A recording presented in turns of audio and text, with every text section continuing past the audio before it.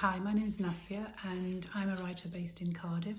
I'm going to read a short extract from my personal essay called Belonging, which is contained in this anthology called Just So You Know, published by Parthian Books. The essay talks about the sense of home and belonging and also about the idea of feeling displaced.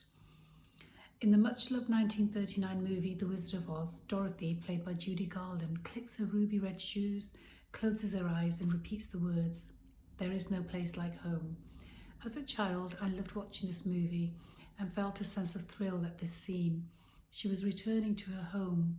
Even though the world she had adventured in was a colourful one, home was the sepia farm life with her aunt and uncle, a place with a sense of belonging. For me, home was Pakistan, where I was born, where my grandparents lived.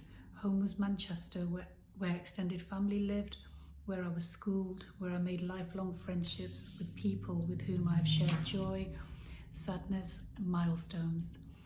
I moved to Wales in the late 1990s and made my home here. My children were born in Cardiff, which cemented it as a place I call home. But there was always a pull and nostalgia called me to Lahore or to Manchester. But once there, Cardiff called me back. When you reach a certain age, you have lived experiences and accept that this pull is to be expected and marks for a richer life. At least this was my reasoning whenever I felt out of place and longed for the other home, the one in my past. In late April 2018, on a beautiful spring afternoon, I was racially abused in Cardiff, some 200 yards from my front door. Aside from the initial shock, and once the adrenaline had settled, something else rushed to fill its place. I became overwhelmed with a sense of displacement. A trajectory of thoughts led me to ask myself, if the colour of my skin can unpluck me from a place where I've laid down roots, is this place really my home? Where do I belong? How do I find this place of belonging? The incident stirred in me that all too familiar feeling of never being quite enough, no matter where I lived. This feeling of never being quite enough was not new.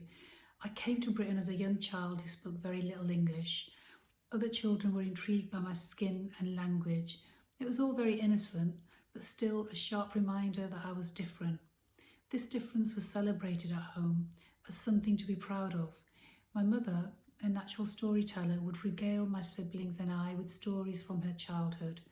She was determined that we did not lose our sense of heritage. Her stories were the first I ever heard, stories of one nation not divided, where Muslims, Christians, Hindus and Sikhs lived in harmony. She told us stories of golden fields of wheat, the horses she rode and the rivers in which she swam. Sometimes her voice would catch as she remembered the lost friendships that partition brought. My mother would speak of the jinn folklore and black magic, creating a world so different from the cold, wet northern city where we had made our home. My father, himself a poet, would enrich our world with the poetry of Ghalib, Mirza, Iqbal and Faiz, reciting verses like they were incantations. Of course, I was too young to understand that my parents were expressing a longing for the home that they had left behind. I would fall asleep dreaming of a vibrant language, rich traditions and everlasting sunshine. Thank you for listening. The anthology is out on the 1st of August 2020.